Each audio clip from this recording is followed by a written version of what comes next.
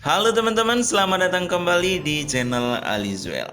Sebelum memutuskan untuk bergabung dengan bajak laut topi jerami, Zoro dikenal sebagai pemburu bajak laut dan ditangkap juga oleh Angkatan Laut. Luffy menyelamatkannya dan berniat mengajak Zoro menjadi kru pertamanya. Tanpa pikir panjang, keduanya pun langsung menjadi sahabat. Zoro merupakan sosok kekuatan di kru topi jerami. Sebagai ahli pedang, dia berambisi ingin melampaui siapapun lawannya. Nah, teman-teman, kira-kira apakah kalian tahu nih beberapa hal menarik tentang orang kedua paling penting di One Piece ini? Yuk simak ulasan Alizuel berikut ini.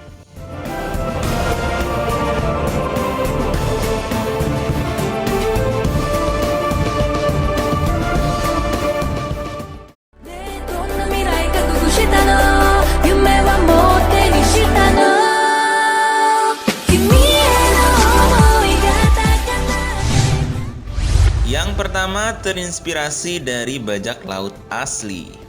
Zoro mengambil nama depannya dari tokoh bajak laut asli, yaitu Francis Lolonais yang terkenal di Kariba. Semasa hidupnya, Francis terkenal dengan sangat bengis dan telah membunuh banyak orang. Bahkan dirinya memang terkenal sebagai bajak laut yang bermusuhan seperti watak Zoro, yang berniat jadi pemburu bajak laut sebelum bergabung dengan kru topi jerami. Dari tampilannya, Francis Lolonais sebenarnya lebih mirip dengan Dracul Mihawk karena pembawaan baju Eropanya. Sementara itu, Francis mirip dengan Zoro karena menggunakan pedang sebagai senjatanya.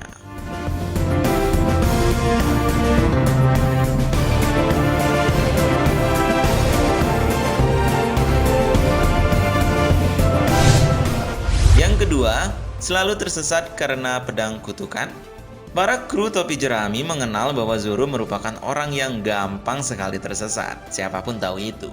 Jika kalian melihat episode awal One Piece, sebenarnya kebiasaan ceroboh Zoro ini baru terbentuk setelah dirinya datang ke Baratie dan mendapatkan pedang kutukan pertamanya. Ada teori mengatakan jika kutukan pedang itu berimbas kepada Zoro yang tidak pernah tahu arah. Selama ini, Zoro selalu mengarah ke tempat yang aneh, entah itu berhadapan dengan musuh atau terpisah sementara dengan kru topi jerami. Ternyata ini semua seperti takdir aneh yang selalu membayangi Zoro jika dia membawa pedang kutukan.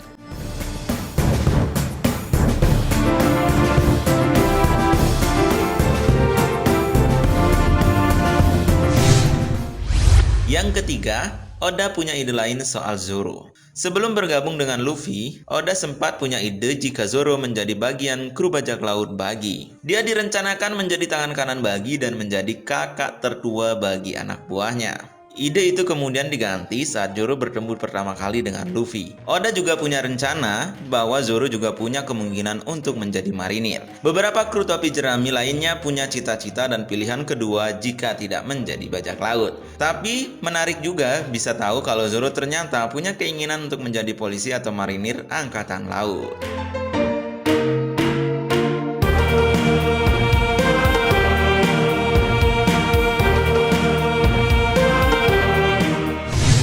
Yang keempat, Zoro adalah orang kedua di One Piece yang membunuh naga.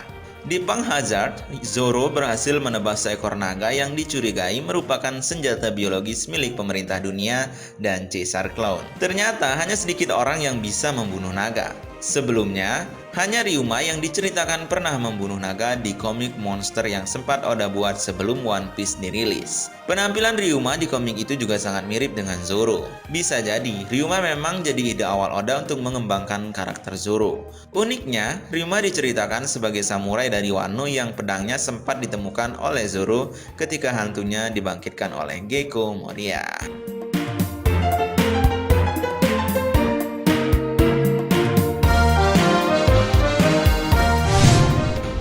Kelima, makanan favoritnya hanya nasi putih. Setiap karakter One Piece punya makanan favoritnya sendiri. Uniknya, ketika karakter lain punya pilihan makanan yang beragam, Zoro justru hanya menyukai nasi putih. Tapi tidak hanya itu saja, Zoro juga punya ketertarikan terhadap daging monster laut dan membuatnya terdengar sangat beres. Di samping nasi putih, Zoro terlihat sangat suka minum alkohol atau sake. Zoro hanya kelihatan meminum alkohol hanya di bagian penutup arc saja ketika ada pesta berlangsung. Soalnya ketika bertarung, Zoro lebih ingin konsentrasi untuk mengalahkan lawan-lawannya.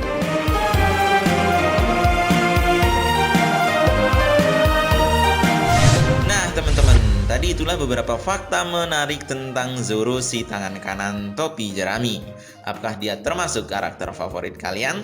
Tuliskan pendapat kalian di kolom komentar. Jangan lupa untuk share video ini dan juga subscribe channel Alizwell.